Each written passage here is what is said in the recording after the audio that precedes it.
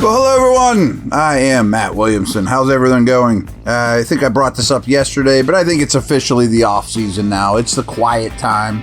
It's not the dead period in July, so to speak, but it is quiet. So any suggestions from you guys are always welcome for this podcast, and the feedback has been awesome. And this is going to be a mailbag episode, and your guys' questions are awesome too. So I may use one here and there throughout the week, when I find another topic, just end it with one of your questions too. So never hesitate to send me stuff in terms of questions, whether it's on YouTube or, Twitter. I am at Williamson NFL on both. And Andrew asked me a question that I don't have a wonderful answer for, but I am going to look more into it. But I think this is really well phrased. Arthur Smith runs a lot of play action that we've previously seen. What kind of play action does he run mostly? Under center, shotgun sidecar, RPO, misdirection, fake toss, ? Kind of all the above. I think he's a very creative play action designer, a lot more under center. And that's what I want to see, to be honest with you. I like hearing that a lot. With bigger personnel, way fewer 11 personnel situations. I think especially with these two quarterbacks, you'll see a lot of play action rollout, especially because these guys both have really good wheels. Wilson, because of his size, doesn't see as well from the pocket, and rolling him out helps quite a bit, especially if he's going to attack the middle of the field. He had very much success with that early in his Seattle career. Play action to Lynch, roll out, either hit a bomb or hit a tight end over the middle or an in-breaking route. So I think you'll definitely see a lot of that. You'll see play action off of jet motion, whether that's Cordarrelle Patterson or Calvin Austin. So I think the answer to the question is all the above, especially when compared to previous Steeler play action, which was really, really low and really, really bad in my opinion. So I would be shocked if you don't see way more play action, way more types of play action, way more under center play action, and way more play action boot, rollout, stuff of that nature too. So fits the personnel. It greatly helps the quarterbacks, much more so than they have been in the past. So great question. I don't have 100% certainty answer, but I certainly am going to revisit this a lot more when we're at training camp and we see it in action. Mini camp won't tell us a whole lot, but I will be there watching every practice for all the above. And I am extremely interested, and we're going to talk about this a ton between now and opening day.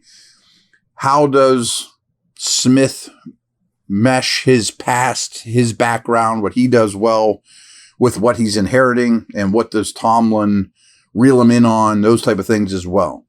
So that leads me to question number 2 from Jonathan Mason, who says, are you concerned with Arthur Smith's philosophy, zone run scheme as an example, with this personnel? Also, why are they okay with this wide receiver room? I've got several wide receiver questions. Let's start there. I don't think they're okay with this receiver room. I really don't. I don't know what they can do between now and then. I've praised this front office, namely Omar Khan, to no end, but I bet if you gave him truth serum, he would say, I slightly misread the wide receiver market, that maybe I thought I'd have a Mike Williams or somebody in the room already by now. But Omar's very, very patient, and I'm sure he has a lot of irons in the fire. I do not think they're happy with this receiver room, nor am I. They need a starter, a number 2 or better type guy. How's that going to happen? It's going to get tougher now. There's just no way around that. As for Smith's philosophies, I'm a little worried because they did so well in the run game with man power concepts, pulling guards, et cetera, why get away from the only strength you had on offense? And that fit Najee better than zone runs as well outside. Now, this is kind of like a man versus zone defensive conversation too. No team's 90-10 on these or 85-15. Everyone does everything. Now, it sure looks like by the O-linemen they've drafted, by Mikael Pruitt and Cordarrelle Patterson, that you're going to get a lot of Falcons offense, which is good. I know people might be like, well, that's not so great. Well, the Titans version is real good. I do think once Arthur Smith became head coach, and I don't know the man, that there was no governors. There was no one telling him, Arthur, you're getting a little crazy here. Get the ball to Pitts, get the ball to London, get the ball to Bijan. Well, Mike Tomlin's not going to be cool with that. I mean, I think Smith is a coordinator. I don't think he's a head guy. And that's a wonderful compliment too. I mean, I think Tomlin will very much keep him in line, on the right track, however you want to say it, guidance. Hey, you're getting too far ahead on this zone stuff or this or whatever, or getting too cute out there. Not what we're doing here. We're getting down to bread and butter, and eat your potatoes and eat your vegetables and be a strong running team and go from there. And I like it. Again, this is a lot of correlation with the first question. Maybe we'll get to camp and I'll be like, man, what are they doing out there? This makes no sense to me schematically. But for now, I'm definitely giving them the benefit of the doubt without hesitation, to be very honest with you. And what I've seen from Arthur Smith, I'm very impressed with. BetOnline is your number one source for all your summer sports this season, from Major League Baseball, golf, NBA, and NHL playoffs, which are in full swing right now. All the latest stats, news, and scores available to follow your favorite teams. Get the latest odds and lines, including the latest team matchups, player props, and odds on just about every sport out there. Head to the website today, or even easier, use your mobile device to get in on the action. Bet online, where the game starts.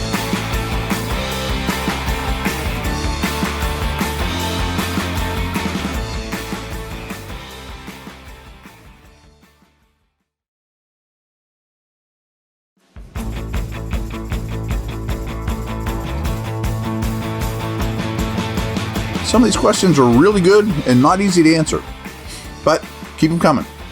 Ben Cohen asks, is it better to have youth or wisdom in the nickel-dime position? I would love to see some twitched-up blitzes from the slot. We could have a really long conversation about that. See, slot corners to me are a much more difficult position than people think. Mostly from a physical standpoint, because generally you're a smaller guy, not always Mike Hilton size. I mean, we are going towards bigger slot receivers, bigger slot defenders. Because if you can't handle the run, or a pulling guard coming at you, or a use check or a Ricard coming at you time and time again, you're going to get it over and over. We're going to put it in 11 personnel, so you're in your nickel or dime. And we are going to make corners of any type, but especially slots that are close to the line of scrimmage, tackle and take on blockers over and over and over. So there is absolutely a toughness, a wisdom, how to play the position smartly.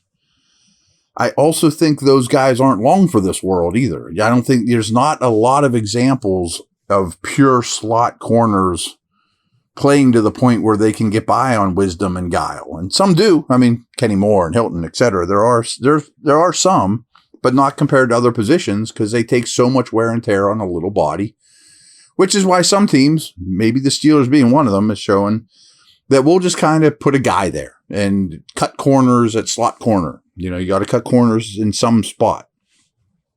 I don't know that that's the best place to just put an athlete. You know what I mean? So this question doesn't have an obvious answer, at least for me. A defense coordinator might say, give me wisdom, give me youth, whatever. But I don't think you just want to throw an athlete out there, because it is a demanding position from all angles. You're very close to the football. Things happen quickly. And the guys you have to cover are getting more and more difficult, more diverse. The Dolphins will put Tyreek Hill in the slot and run go routes.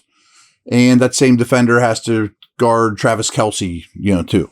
So it's almost a no-win situation from slots at this level.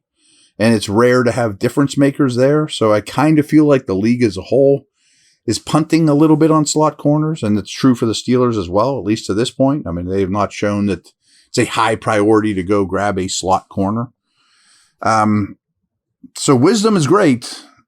And that's probably what you live with, is a lot of veterans that aren't overly impressive but have done it and don't kill you. I know that's not what everyone wants to hear. Blitzers from that spot are rare.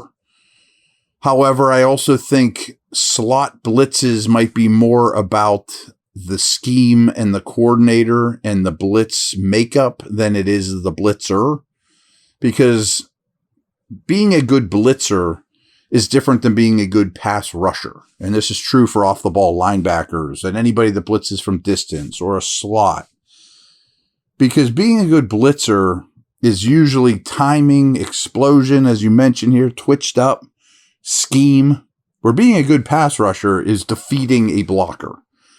Like, I know Mike Hilton has a lot of sacks from the slot here as well as in Cincinnati, but how many of them did he beat a tackle or a guard or even a tight end or even a fullback or a Najee Harris? You know what I mean? So I think that you probably twitched up is great, but I might rather have the wisdom, I guess, to answer this question. Lumberzak94, great name. Would you think drafting of McCormick is for 2026 at right guard or 2027 at left guard? First off, James Daniels is up after this year, so that would be 2025 at right guard. And I think I think you're a year off on these. I have to double check Siamalu's contract, but I think he has 2 more years here. I don't think they've looked that much into it, to be honest with you. I think they adored this player. I think they agreed with me that if they didn't get Powers Johnson, Frazier, or Barton, that he was their next favorite center. But that's a conversion. That they adored this player, that they saw him at the Shrine Bowl and all the postseason stuff, and he was shining, and he fits their mentality. I think he was just the bonus prize that I'm sure if you gave Omar Khan and Pat Myers, the offensive line coach, and Mike Tomlin truth serum before the draft, and you said, do you think you'll draft 3 offensive linemen in this draft? They would say no. 2 would be plenty and would be very happy with it. And this guy just was too good to pass up. So I think when in doubt, give me another offensive lineman. It'll all work itself out. What if Frazier gets hurt early? Then I think McCormick's going to be taking the snaps at center like crazy. In the meantime, I think he's going to cross-train mostly at guard, but he's probably, hopefully, maybe even your number 3 guard ahead of Herbig, who could be a trade candidate or whatever. So I think it just will it'll work itself out. I don't think you have to draft him in mind going, no way we re-sign James Daniels, he's our replacement. Maybe, but James Daniels is really young, and I'd love to bring him back. Or Siamalu is going to be shot when he's up. I mean, that's 2 years down the road. I don't know that you can look that far ahead. So I think he just took a really good player and let the chips fall where they may. Hopefully their run of good luck injury-wise on the O-line keeps up, but the chances of that are slim. So some of these dudes are going to get called upon more than they have as depth guys and then in the past. Matt Sable, we're going to wrap it up with this one. With the coaching additions this offseason, are the Steelers still considered on the small size when it comes to coaching staffs?